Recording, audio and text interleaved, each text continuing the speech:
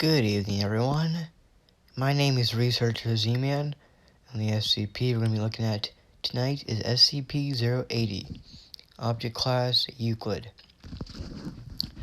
Special Containment Procedures. SCP-080 is contained in a 4-meter by 4-meter room with a smaller antechamber located on the south wall to provide researchers with access. On the north wall, an observation room is connected overlooking the main room through a window with thick, blackout curtains that release only when the door to the observation room is closed. No attempts should be made to remove SCP-080 from this enclosure at any time. No more than one 7-watt incandescent light bulb is illuminated in the main room at any time. Absolutely no devices capable of producing light should be brought into the room. Under no circumstances should anything be brought into SCP-080's containment room that has the ability to shroud, conceal, or otherwise hide SCP-080. Failure to adhere to this will result in disciplinary action. Description: It is unknown if SCP-080 has a physical mass or body, as all attempts to interact with it physically have failed and have met with adverse effects. See Experiment Log 082. Researchers and personnel have described seeing SCP-080 as various shadows and humanoid effigies, with the only common attribute being 2 smoking eyes. It has come to the attention of researchers that SCP-080 induces uncontrollable drowsiness upon anyone entering its chamber. After approximately 30 minutes, any person observing it will be forced into REM sleep and may suffer irreversible psychological damage. This effect occurs even if SCP-080 is being observed from a separate room. See Incident 081. If at any time SCP-080 finds a way to hide itself, such as a cupboard, under a bed, covered in a sheet, etc., it will disappear entirely. Additionally, if any light enters SCP-080's containment room with a greater luminescence than that produced by a standard children's nightlight, SCP-080 will instantly vanish.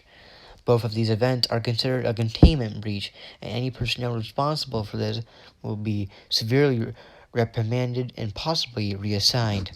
For all inquiries regarding the origin of SCP-080 and its procurement by the Foundation, please see attached redacted.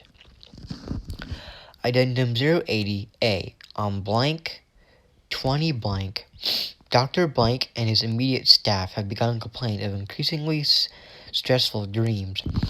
As he has had the most interaction with SCP-080 thus far, it has been theorized that SCP-080 is somehow capable of some type of mimetic effect on nearby personnel, even if not being directly observed. Addendum 080-B.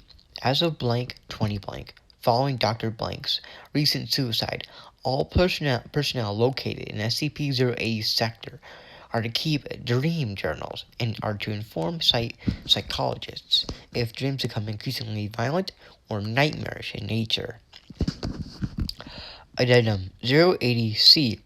All staff are reminded that the blackout curtains in the observation room will not release if the door is not closed, and that exposure time should not exceed 30 minutes for any reason.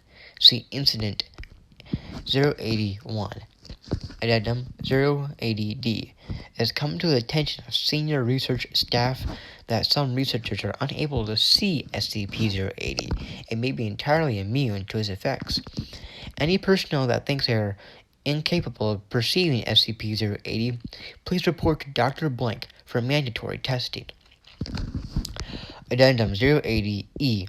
Has been suggested, following Incident 081, that Class D personnel be fed to SCP-080 once per month in order to neutralize SCP-080's effects on the mental health of on-site personnel. 05 blank. Approved. Incident 081. On blank 20 blank, a planned observation was conducted by two senior researchers. The researchers entered the observation room, and the blackout curtains were released. Believing the room to be safely shielded from SCP-080's effects, as it had in the past, the researchers began observing SCP-080 approximately 40 minutes after observation began. Both researchers suddenly fell asleep upon the retrieval data expunged. It should be noted that following this incident, all on-site personnel that had reported suffering nightmares and feelings of unease had a good night's sleep and were generally in a more pleasant mood the following day. Note: all personnel are requested to stop referring to SCP-080 as the Boogeyman, Dr. Blank. Alright, that was SCP-080. This concludes our lecture for today. Thank you for listening, if you still are, and you are dismissed.